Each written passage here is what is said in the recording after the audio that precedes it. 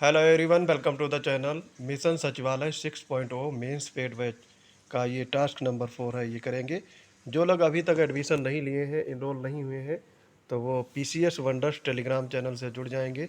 वहाँ पर इन सब बैच की डिटेल उपलब्ध रहेगी और पेमेंट करके सीधे बैच से जुड़ जाएंगे। इस समय रक्षाबंधन का सेल चल रहा है, तो कंसेशन फीस कर दी गई है, तो जो लोग इच्छुक हैं वो फटाफट जुड़ जाएं।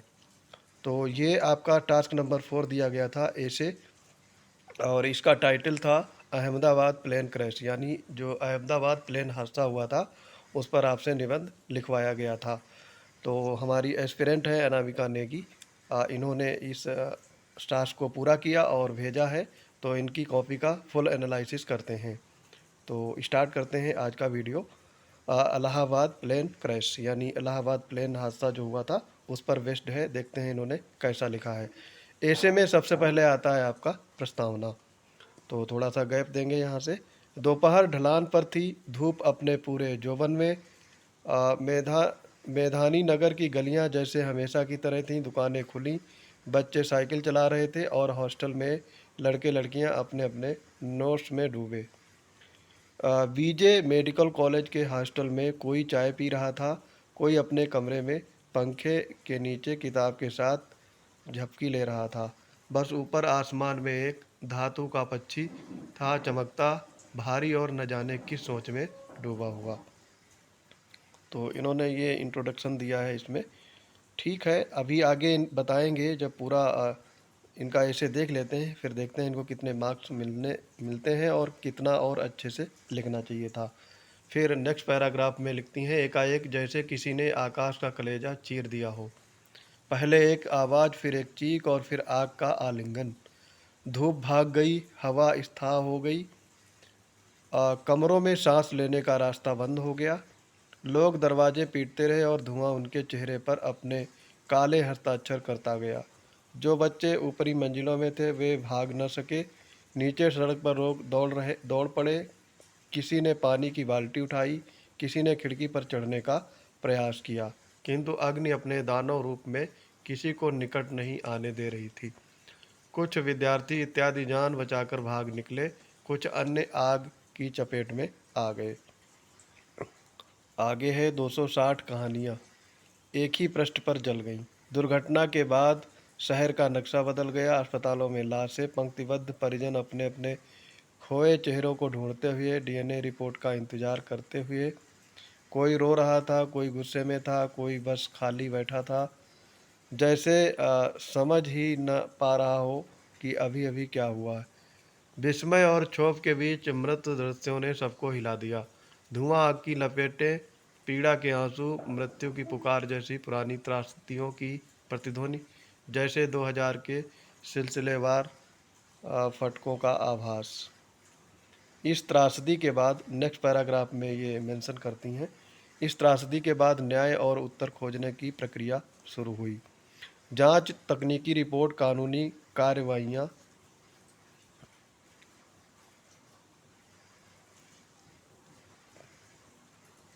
कार्यवाहियाँ वर्तनी पर ध्यान देना है। पर क्या वे उन सिसकियों को लौटा पाएंगी जो उस दिन के आकाश में घुल गईं? क्या वे उन अधूरी चिट्ठियों को पूरा कर पाएंगी जो यात्रियों के जेबों में मुड़ी तुड़ी रह गईं? एक नव अविवाहिता जोड़ा जिसकी शादी मात्र 2 दिन पहले हुई थी, एक बालिका जो छात्रवृत्ति पर विदेश जाकर पढ़ने का सपना देख रही थी, एक राजस्थानी परिवार जिन्होंने इस एक हादसे में आने वाली अपने सभी सदस्यों को गंवा दिया। ऐसे अनेक परिवार और उनके साथ उनकी आकांक्षाएं भी नष्ट हो गईं।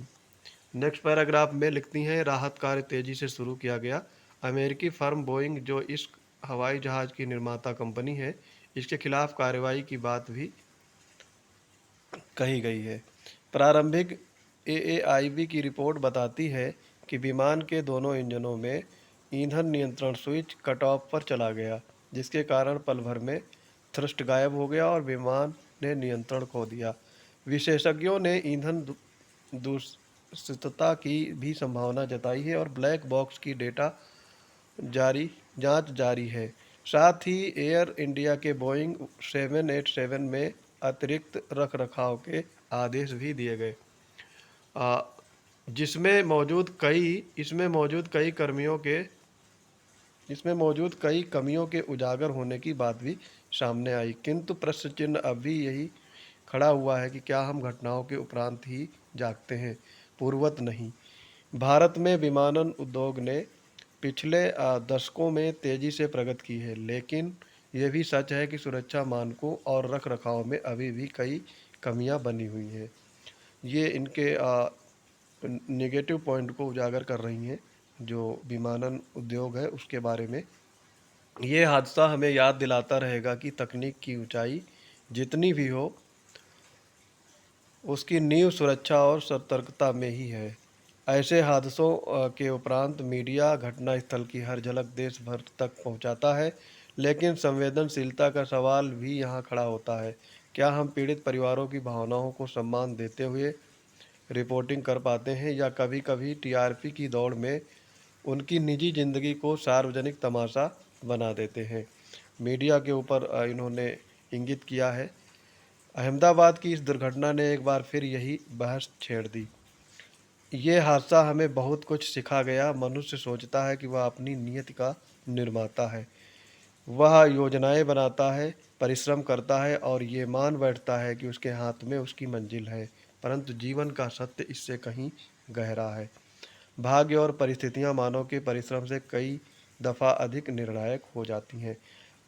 ऐसे हादसे केवल आंकड़े नहीं होते, ये मनुष्य की असहायता और जीवन की क्षणभंगुरता के दर्पण होते हैं। सही बात है ये। अहमदाबाद का यह हादसा न केवल एक तकनीकी दुर्घटना है, अपितु मानवीय मूल्य और जीवन की अस्थिरता पर गहरी चोट है। इस हादसे में गुजरात के पूर्व मुख्यमंत्री श्री विजय रूपानी और कई अन्य प्रतिष्ठित और धनी लोग भी अपनी जान गंवा बैठे। आ, प्रेमचंद होते तो कहते, प्रकृति गरीब अमीर का भेद नहीं जानती। बहुत अच्छा ये लाइन है। ये बंटवारे ये बंटवारे तो इंसान के बनाए हैं, परंतु इन दुखों के धुंध की चादर के परे एक रोशनी की हल्की सी किरण भी सदैव विद्यमान रहती। इसका प्रत्यक्ष उदाहरण है विश्वास कुमार रमेश, एक ऐसा शख्स जो इस विपदा से भी बच निकला। जैसा नाम तैसा काम। स्वयं पर विश्वास हो तो मनुष्य मुश्किल के क्षण में भी यदि धीरज से काम ले तो वह अवश्य ही एक रास्ता निकाल सकता है। अब अहमदाबाद का सूरज शायद थोड़ा धीमे उगता होगा, ये कंक्लूड कर रही हैं। शहर को जगने का थोड़ा और समय देने हेतु शायद ये सत्य मनुष्य को स्वीकारना ही होगा। हम उड़ सकते हैं, परंतु पर उतरना कहाँ होगा ये हम तय नहीं करते। ये घटना हमें सिखा गई कि उड़ान चाहे कितनी भी ऊंची हो, मनुष्य को अपने पैरों के नीचे धरती की नमी और हृदय में एक विनम्रता का एक एहसास सदैव रखना चाहिए। तो ऐसे को काफ़ी अच्छा लिखा है। आ, लेकिन यहाँ पर जो ब्लैक बॉक्स की रिपोर्ट आई थी उसके कुछ पॉइंट्स यहाँ पे उजागर कर सकती थी कि ब्लैक बॉक्स में क्या क्या रिपोर्ट आई हैं, शुरुआती रिपोर्ट्स में दी गई थी। इसके अलावा इन्होंने जो प्रस्तावना लिखा है, ठीक है, उसका काफ़ी अच्छा संस्मरण दिया है। थोड़ा सा इसमें और वर्ड लिमिट बढ़ाने की ज़रूरत है प्रस्तावना में, क्योंकि प्रस्तावना 100 से 150 के बीच में लिखना है आपको। तो यहाँ पे शब्दों का थोड़ा ध्यान रखना है। प्रस्तावना और कंक्लूजन यानी उपसंहार, ये दोनों थोड़ा सा इसमें वर्ड लिमिट बढ़ाएं। और ब्लैक बॉक्स के बारे में जो जानकारी दी गई थी प्रारंभिक, उसको भी मेंशन करें। तो यहाँ पे जो निष्कर्ष है उसको ज़्यादा लिखें। बाकी कुल मिलाकर के ये ऐसे काफ़ी ठीक लिखा गया है। इसकी लेखन शैली काफ़ी ठीक है और राइटिंग भी अच्छी है। तो इनका ये सराहनीय कदम है लिखने का, मेंस आंसर राइटिंग में। और इनको 40 में से यहाँ पर 25 मार्क्स आराम से मिल सकते हैं अगर इस तरीके से लिखती हैं। थोड़ा सा इनको वर्तनी पे और काट पीट पे भी ध्यान देना होगा, ठीक है। तो ये इनका ऐसे राइटिंग है। राइटिंग इनकी काफ़ी ठीक है, उससे इनको बेनिफिट मिलेगा। बस इंट्रोडक्टरी पार्ट और कंक्लूजन इस पर भी ध्यान देना है, और थोड़ा सा बीच में कोई भी चीज़ लिखते हैं तो उसमें सकारात्मक पहलू को भी दर्शाएं। नेगेटिव पॉइंट लिख देने से भी आपका इम्पैक्ट अच्छा नहीं रहेगा।